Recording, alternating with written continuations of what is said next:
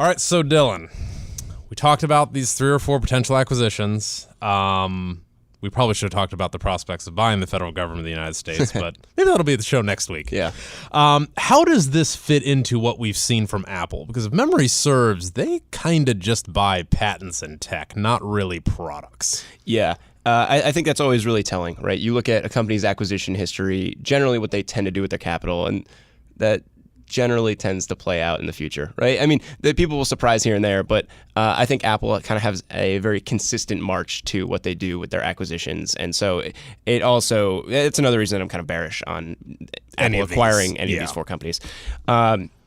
It's just really not consistent with what they've done in the past. So Apple, they typically acquire these small tech companies that have weird names, and they do it for a value somewhere Lewis, calling it like he sees it. in like the 7 to 8 digit range. You know, like that tends to be the value of the acquisition. So we could start a tech company, give it a weird name, and sell it to Apple. Perfect. Yeah, so Riley Lewis Enterprises, or something like that. And then what they typically do is take them and plug them into in-house initiatives, which is easy. You don't have these. I think one of the things we've talked about in the past with some of the huge mega mergers in tech is it's really tough to realize the synergies you think you're going to realize. Not only that, but merging cultures, particularly in tech, very difficult. I've never done it because I'm 30 and working on Motley Fool, but I'm going to say it borders on impossible. Yeah, especially the company like culturally, like Apple. Yeah, and you wind up with a lot of extra employees. It's like, what do you do with all these people? Which can be there's definitely some duplication there of efforts, and the way that they've gone about acquisitions in the past is kind of managed to avoid a lot of that. I don't really see that changing anytime soon. Right. So what are some previous acquisitions? Yeah, previous acquisitions within the last year or so, they acquired FaceShift, which is a company that creates and animates avatars of people's faces in real time. Kind of interesting. Have you ever done that? I have not. Perceptio, a company that uses AI to classify photos on smartphones. Vocal IQ, it's an AI startup focused on context-derived meaning for voice commands.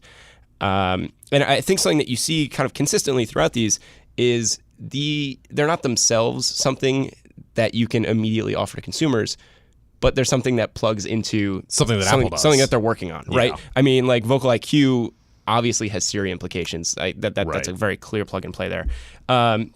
And something that's been consistent with all of these acquisitions, and if you read the news items that follow them, the PR releases, there's always this line from an Apple spokesperson: Apple buys smaller technology companies from time to time, and we generally not discuss our purpose or plans. It's like that is like the boilerplate. In every single one? Yeah, it's like every single one. And like that's just the comment that they give whenever they're reached out by a journalist. Only Apple could put out that disclosure. Yeah. And, that's just their angle, and that's what they do. And aside from the Beats acquisition, was that a year and a half ago? I forgot about Beats. Yeah. I said they never buy products, but I forgot about Beats. I can't believe that. And that was a $3 billion acquisition, which is crazy compared to pretty much everything else they've bought in the last 5 years.